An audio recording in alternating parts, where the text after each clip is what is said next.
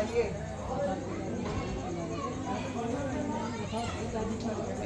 तथा पिताजी की दीप खड़ाना चाहिए। प्रभु, महाराज की आज्ञा का पालन अब आपने कर दिया।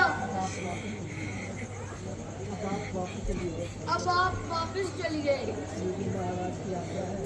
मुझे महाराज की आज्ञा है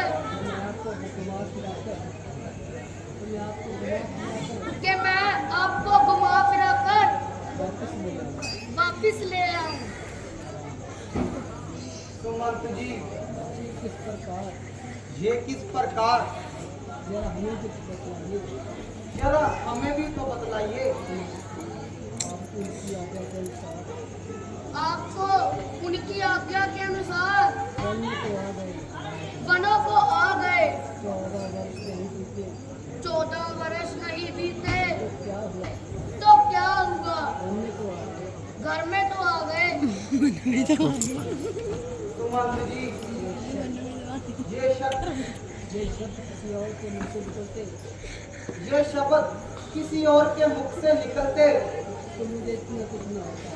तो मुझे इतना दुख न होता, क्योंकि हम आपको पिताजी के समान समझते हैं।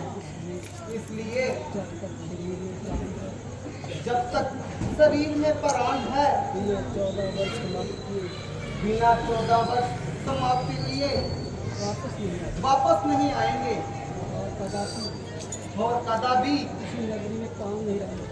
इस नगरी में पाँव नहीं रख सकते।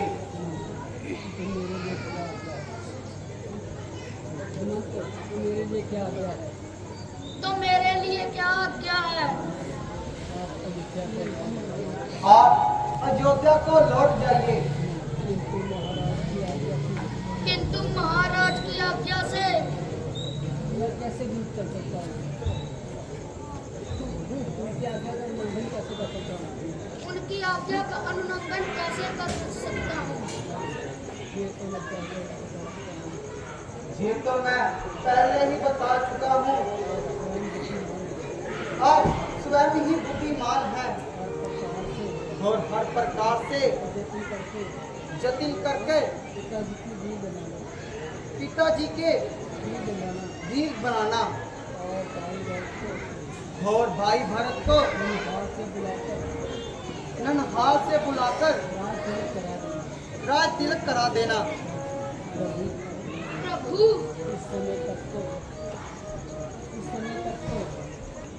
इस समय तक तो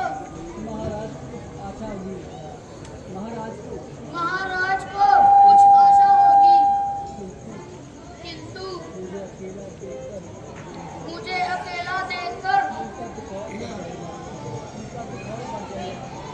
उनका तुकोर बन जाएगा।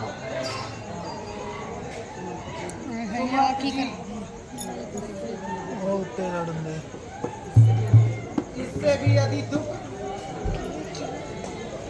मुझे आपके ना जाने से होगा।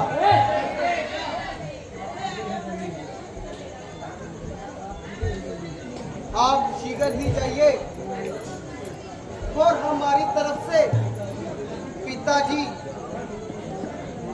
तथा तीनों माताओं को प्रणाम दीजिए। जो लक्ष्मण ने आते समय जो क्रोध किया तथा माताओं को हमारी ओर से क्षमा मांगना करना और माताओं को हमारा प्रणाम कहना। अच्छा प्रभु, जैसी आपकी इच्छा। अब मेरा प्रणाम नहीं। जाइए सुमंत जी, पिताजी आपका इंतजार करते होंगे। अच्छा प्रभु, मैं चलता हूँ, किंतु मैं महाराज को क्या उत्तर दूंगा, क्या जवाब दूंगा?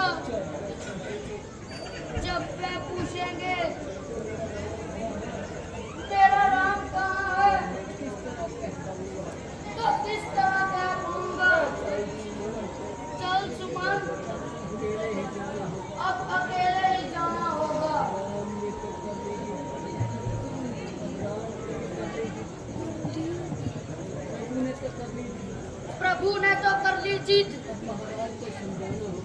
अब महाराज को समझाना होगा। चल सुमन चल।